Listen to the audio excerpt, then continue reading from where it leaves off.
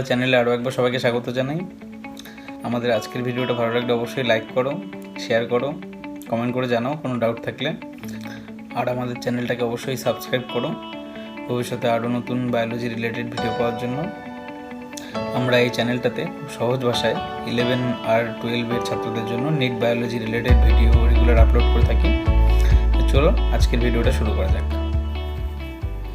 আমরা আজকে যে টপিকটা পড়তে চলেছি তা হলো evolution of life forms A theory. বাংলায় বলতে হলে সজীব গঠনের বিবর্তন এবং তার সম্পর্কে একটি তত্ত্ব। লাইফ ফর্মস কথাটির বাংলা হলো সজীব গঠন।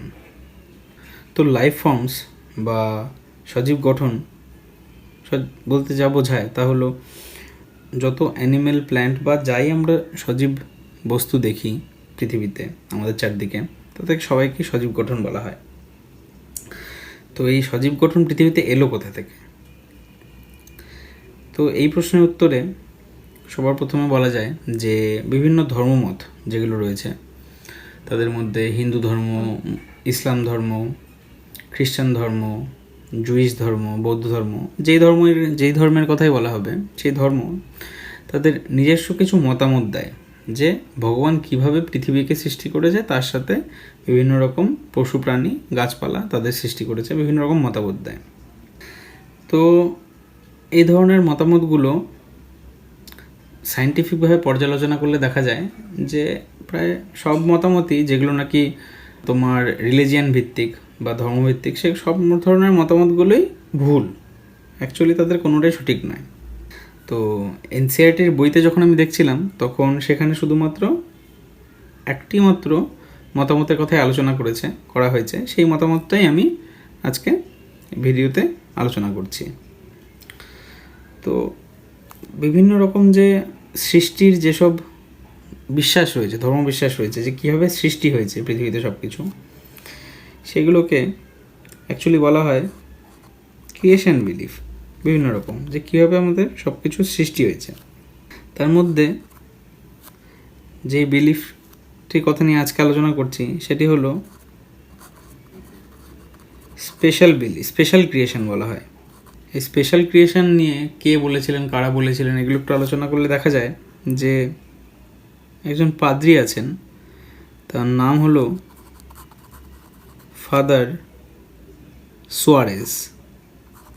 মানে অনেক আগে, অনেক পুরনো সময়ে তিনি ছিলেন এই যে স্পেশাল ক্রিয়েশন, এই মতামতের এক অন্যতম সমর্থক বা সাপোর্টার। না কি বলতো স্পেশাল ক্রিয়েশন মতবাদটা, যে ভগবান পৃথিবীকে সৃষ্টি করেছে 6 দিনের মধ্যে। 6 দিনের মধ্যে ভগবান পৃথিবীকে সৃষ্টি করেছে। এই 6 দিনের মধ্যেই ভগবান সৃষ্টি করেছে পৃথিবী, তার সাথে বিভিন্ন রকম পশু পাখি বা অ্যানিমালস, আর বিভিন্ন রকম গাছপালা বা প্ল্যান্টস, এইসব সৃষ্টি করেছেন ভগবান। তো এই যে তিনি এই 6 দিনের মধ্যে পৃথিবী, অ্যানিমেল আর প্ল্যান্টস সৃষ্টি করলেন, তারপরে এই সৃষ্টিকালের পরে তাদের আর কোনো চেঞ্জ হয়নি, বা যেভাবে তৈরি করে দিয়েছেন ভগবান আজকে আমরা সেই রূপেই তাদের দেখছি। তো এই স্পেশাল ক্রিয়েশন মতটাকে যদি আমি একটু জিস্ট বা ছোট করে মনে রাখতে চাই, তাহলে এই মতবাদে কী বলা হয়েছে যে পৃথিবী সৃষ্টির সময়, পৃথিবী, পশু প্রাণী, গাছপালা সৃষ্টির সময় যেইভাবে ছিল বা যেই রকম দেখতে ছিল এখনও সেই রকমই আছে। মানে অ্যাজ সাচ যেই রকমভাবে তখন তৈরি হয়েছিল সেই রকমভাবে আজও আছে। পৃথিবীতে যে জীব বৈচিত্র্য বা ডাইভার্সিটি অফ লাইফ, মানে বিভিন্ন রকম জীব জন্তু যা আছে তাদের যে জীব বৈচিত্র্য, সেই ডাইভার্সিটি অফ লাইফটাও কনস্ট্যান্ট রয়েছে, মানে একই রয়েছে, কিছু চেঞ্জ হয়নি। কোনো জীবজন্তুই গাছপালায় বিলুপ্ত পায়নি, কোনো নতুন জীবজন্তু বা গাছপালারও আবির্ভাব হয়নি। আজ পর্যন্ত একই আছে, কনস্ট্যান্ট, বা কোনো চেঞ্জ হয়নি, নো চেঞ্জ। আর এই চেঞ্জ যে হয়নি, আমাদের পাস্টেও একই রকম ছিল, তার অর্থ হলো পাস্টে প্রাচীনকালেও একরকম ছিল, present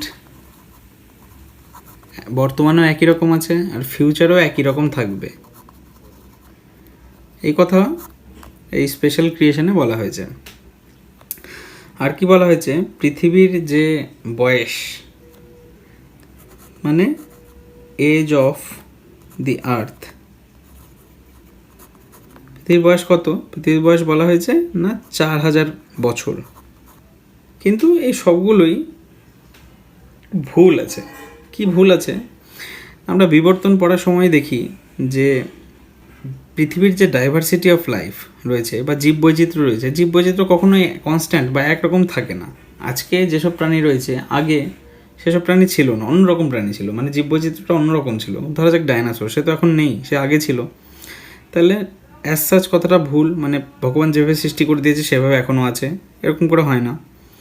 diversity of life constant না, এটা চেঞ্জ হয়, জীববৈচিত্র্য চেঞ্জ হয়। আর পৃথিবীর বয়স তো কখনোই 4000 বছর বয়স না, এটা তো একদমই ভুল। সবাই একটা সিনেমা দেখেছে নিশ্চয়ই, জুরাসিক পার্ক বলে। এই জুরাসিক যে পার্ক সিনেমাটা আছে, যেখানে ডাইনোসরের কথা আছে না, অ্যাকচুয়ালি জুরাসিক কথাটার অর্থ কি? জুরাসিক হলো গিয়ে পৃথিবীর যে মানে প্রাচীন কাল থেকে আজ পর্যন্ত পৃথিবী তো অনেক বয়স পৃথিবীর, তাই পৃথিবীর এই পুরো সময়টাকে কিছু সময়সীমা দিয়ে বেঁধে দেওয়া হয়েছে। মানে যেরকম আমরা এক সপ্তাহের বিভিন্ন দিনকে এক একটা বার বলি, সেরকমই এই প্রাচীনকাল থেকে আজ পর্যন্ত যতটা সময় রয়েছে সেই সময়টাকে বিজ্ঞানীরা বিভিন্ন ভাগে ভাগ করেছেন। সেই ভাগের একটি ভাগ হলো গিয়ে জুরাসিক পিরিয়ড। এই জুরাসিক পিরিয়ডটা ইটসেলফ প্রায় 200 থেকে মোটামুটি 200 থেকে 150 মিলিয়ন ইয়ার অ্যাগো, মানে এত বছর আগের। তার কথার অর্থ কি? এই জুরাসিক পিরিয়ডটাই হচ্ছে গিয়ে প্রায় 2000 লক্ষ বছর থেকে প্রায় 1500 লক্ষ বছর আগেকার সময়সীমা। তো এখানে তো বলা হয়েছে পৃথিবীর বয়স মাত্র 4000, মানে 4000 বছর পুরানো। এর থেকে আগেকার সময়সীমা বিজ্ঞানীরা বের করেছেন, এর বিভিন্ন রেকর্ড আছে, পরে দেখাবো আস্তে আস্তে। তো এই কথাটাও ভুল। তো অ্যাজ সাচ এটাও ভুল, ডাইভার্সিটি অফ লাইফ কনস্ট্যান্ট এই কথাটাও ভুল, এজ অফ দি আর্থ এই কথাটাও ভুল। এখন এক বিখ্যাত সায়েন্টিস্টের কথায় আসি, যার কথা অবশ্যই যারা ইভলিউশন পড়ছে বা পড়েছে কোথাও না কোথাও নিশ্চয়ই তাদেরকে এই সায়েন্টিস্টের নাম তারা পেয়েছে। সায়েন্টিস্টের নাম হলো Charles Darwin. Sir Charles Darwin ছিলেন একজন ইংলিশ ন্যাচারালিস্ট, ইংল্যান্ডের একজন প্রকৃতিবিদ। তো স্যার চার্লস ডারউইন কী করেছিলেন না, তিনি একবার একটি জাহাজে চড়ে, একটি বিখ্যাত জাহাজে চড়ে, জাহাজের নাম ছিল HMS বিগল। এই জাহাজে চড়ে তিনি প্রায় পুরো পৃথিবী প্রদক্ষিণ করেছিলেন। ইংল্যান্ড থেকে এই জাহাজ ছেড়েছিল, ইংল্যান্ডের প্লাইমাউথ বন্দর থেকে সারা পৃথিবী তিনি প্রদক্ষিণ করেছিলেন। মোটামুটি তাতে সময় লেগেছিল 5 বছর। তো 1831 খ্রিস্টাব্দে জাহাজটি ছেড়েছিল, জাহাজটি ইংল্যান্ডে ফিরে এসেছিল 1836 খ্রিস্টাব্দে। মোটামুটি 5 বছর ধরে তিনি পৃথিবীর বিভিন্ন জায়গায় প্রদক্ষিণ করেছিলেন। প্রদক্ষিণ করে বিভিন্ন রকম পৃথিবীতে যে জীববৈচিত্র্য রয়েছে সেগুলো ভালো করে অবজার্ভ করেছিলেন বা প্রত্যক্ষ করেছিলেন। বিভিন্ন রকম লিভিং অর্গানিজম বা লাইফ ফর্ম তিনি প্রত্যক্ষ করেছিলেন, করে বিভিন্ন রকম থিওরি দিয়েছিলেন। সেই থিওরিগুলো সর্বজন গ্রাহ্য, বা ইভলিউশনে সেই থিওরিগুলো মেনলি পড়ানো হয়, বা বিবর্তন যখন আমরা পড়ি সেই থিওরিগুলোই প্রধানত আমরা পড়ি। স্যার চার্লস ডারউইনের থিওরি। স্যার চার্লস ডারউইন যখন পৃথিবী প্রদক্ষিণ করে বিভিন্ন রকম লাইফ ফর্ম অবজার্ভ করেন, তখন তিনি যেসব উপলব্ধি করেন বা থিওরি দেন, তাদের মতো কিছু বিশেষ কথা আছে। সেই কথাগুলো তিনি দেখেছেন যে বিভিন্ন রকম যে লিভিং অর্গানিজম বা যে জীবিত প্রাণী যেসব রয়েছে তাদের মধ্যে বিভিন্ন রকম সমরূপতা বা রিজেম্বলেন্স রয়েছে। মানে তারা বিভিন্ন রকমভাবে একরকম দেখতে। তো রিজেম্বলেন্স রয়েছে, না রিজেম্বলেন্সটা কি? গঠনগত সমরূপতা তাদের মধ্যে রয়েছে। স্ট্রাকচারাল, ইংলিশে লিখছি, স্ট্রাকচারাল রিজেমব্লেন্স রয়েছে, গঠনগত সমরূপতা রয়েছে তাদের মধ্যে। এই গঠনগত সমরূপতাটা মানে এটা বলতে কি বোঝানো যায় বিভিন্ন রকম প্রাণীর মধ্যে। ধরা যাক মানুষ, তো পৃথিবীর যেখানেই যাওয়া হবে এই মানুষদের মধ্যে তো গঠনগত সমরূপতা হবে, মানে আমার দুটো হাত থাকবে, নাক থাকবে, চোখ থাকবে, সবাই একই রকম দেখতে হবে। তাই গঠনগত সমরূপতাটা উইদিন গ্রুপ হবে, মানে একই গ্রুপের প্রাণীর মধ্যে পাওয়া যাবে।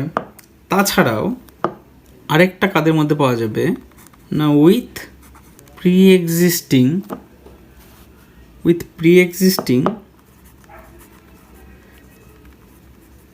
অর্গানিজমস। প্রি এক্সিস্টিং অর্গানিজমস মানে যারা অনেক আগে জীবিত ছিল পৃথিবীতে, এমন কিছু প্রাণীর সাথেও বর্তমান প্রাণীদের সমরূপতা বা গঠনগত সমরূপতা পাওয়া যাবে। প্রি এক্সিস্টিং অর্গানিজম মানে অনেক আগে ছিল, তারা লক্ষ লক্ষ বছর আগে, লং ব্যাক, তাদের সাথে এই গঠনগত সমরূপতাটা পাওয়া যাবে। আর এই যে গঠনগত সমরূপতাটা পাওয়া যাবে, এইটা বিভিন্ন মাত্রায় পাওয়া যাবে, ভেরিয়াস ডিগ্রি বা বিভিন্ন রকম মাত্রায় পাওয়া যাবে। যেমন আজকে যদি আমি অনেক আগে পৃথিবীতে ছিল, কে ছিল না, ডায়নাসোর ছিল, ডায়নাসোরদের সাথে বর্তমান যে আমাদের বাড়িতে আজকে যে টিকটিকিটা পাওয়া যাচ্ছে তার তুলনা করি, মানে ডাইনোসরের সাথে বর্তমান যে বাড়িতে পাওয়া যাচ্ছে কমন যে লিজার্ড, বাড়িতে যে টিকটিকিটা পাওয়া যাচ্ছে, কমন লিজার্ডকে বিজ্ঞানসম্মত নাম হলো হেমিড্যাকটাইলাস।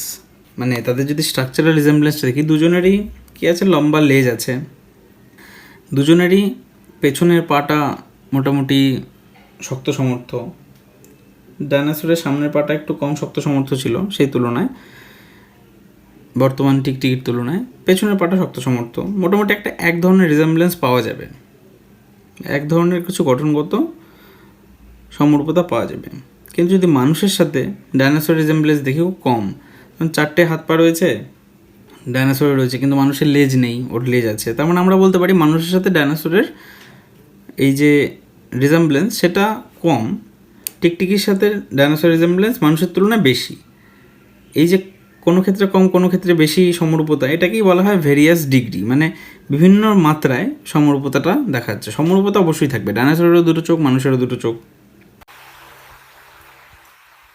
এছাড়া ডারউইন আরেকটা কি কথা বলে গেছেন, তিনি বলেছেন যে একটি পপুলেশনের মধ্যে যে বিভিন্ন রকম বৈশিষ্ট্য বা ক্যারেক্টার থাকবে, সেই ক্যারেক্টারের মধ্যে প্রকরণ থাকবে বা ভেরিয়েশন অবশ্যই থাকবে। কথাটার মানে কি, মানে ধরা যাক একটা হরিণের পপুলেশন, ঠিক আছে, অনেক হরিণ আছে সেখানে এক প্রজাতিরই।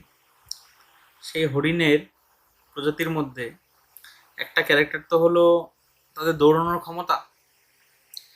এই দৌড়ানোর ক্ষমতার মধ্যে বিভিন্ন রকম ভেরিয়েশন আছে, মানে কিছু হরিণ খুব ধীরে দৌড়াতে পারে, কিছু হরিণ প্রচণ্ড জোরে দৌড়াতে পারে, আর বাকিরা তো মোটামুটি অ্যাভারেজ একটা স্পিড আছে। মানে এই যে খুব স্পিডে দৌড়ানোর ক্ষমতা হরিণের, সেটা কি না অ্যাকচুয়ালি একটা সুবিধে, তাই না, favourable capacity to support life, তাই না, মানে জীবনযাত্রা রক্ষার জন্য একটা সুবিধে খুব জোরে দৌড়তে পারাটা। তো ধীরে ধীরে তো এমন হতেই পারে যে যেই হরিণগুলো খুব ধীরে দৌড়াতে পারে, তাই দৌড়ানোর ক্ষমতা কম, তারা আস্তে আস্তে অন্যান্য কোনো শিকারী প্রাণীর আক্রমণের ফলে আস্তে আস্তে মারা যেতে থাকলো। ফলে কি হবে, যেই হরিণগুলো বেঁচে গেল, মানে যারা খুব জোরে দৌড়াতে পারে, তারাই পরবর্তী প্রজন্মে কি পাবে না, চান্স টু রিপ্রোডিউস, মানে পরবর্তী প্রজন্মে যাওয়ার ক্ষমতা পাবে বা প্রজনন করার ক্ষমতা পাবে, কেননা তারা তো বেঁচে গেছে। আর যারা ধীরে দৌড়াতে পারে তারা তো মারাই গেছে আগে। তো এই চান্স টু রিপ্রোডিউস, এই জিনিসটাকে বিজ্ঞানী চার্লস ডারউইন বলেছেন না ফিটনেস, বা বাংলায় বলতে গেলে প্রজনন করার ক্ষমতা। তো যাদের ক্ষেত্রে এই ফিটনেসটা হাই, মানে পরবর্তী প্রজন্মে তারা যেতে পারবে, তো তারাই ধীরে ধীরে তাদের বংশবৃদ্ধি করতে পারবে। আর যারা মারা যাবে তারা তো বংশবৃদ্ধি করতে পারবে না। তো যারা চান্স টু রিপ্রোডিউস মানে রিপ্রোডাকশনের চান্স পেলো, মানে বংশবৃদ্ধি করতে পারলো, যারা ফিট থাকলো, তারাই নেচার দ্বারা সিলেক্টেড হলো। তো এই কথাটির অর্থ হচ্ছে গিয়ে, এই কথাটিকে বলা হয় থিওরি অফ ন্যাচারাল সিলেকশন। আরেকভাবে একে বলা যায় যে এই ঘটনাটার মধ্যে না কি হলো, সার্ভাইভাল অফ দি ফিটেস্ট বা যোগ্যতমের উদ্বর্তন।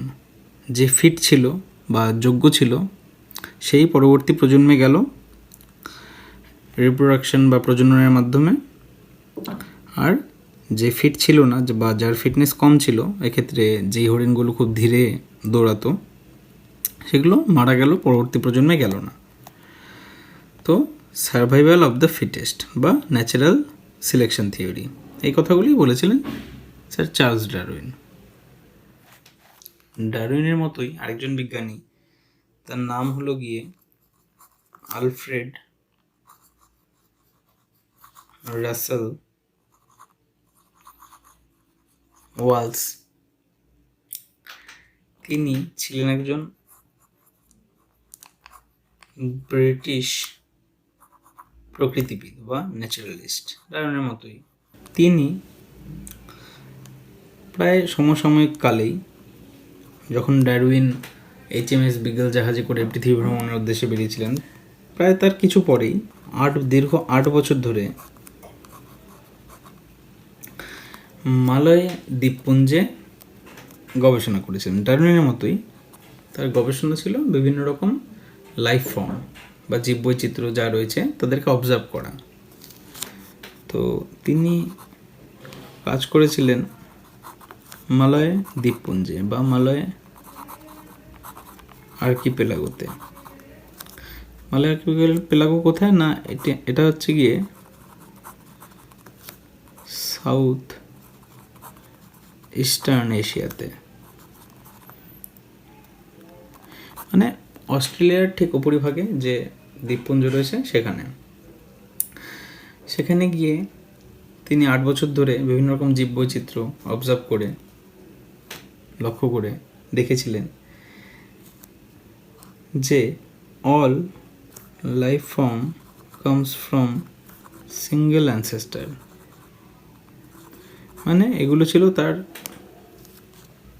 পর্যালোচনার ফলাফল, মানে তিনি এই জিনিসগুলো এই সিদ্ধান্তে উপনীত হয়েছিলেন বা উপলব্ধি করেছিলেন। All life forms come from single ancestor, মানে পৃথিবীতে আজকে যত রকম লাইফ ফর্ম রয়েছে বা যত রকম জীব রয়েছে, তারা একটি নির্দিষ্ট পূর্বপুরুষ থেকেই এসেছে।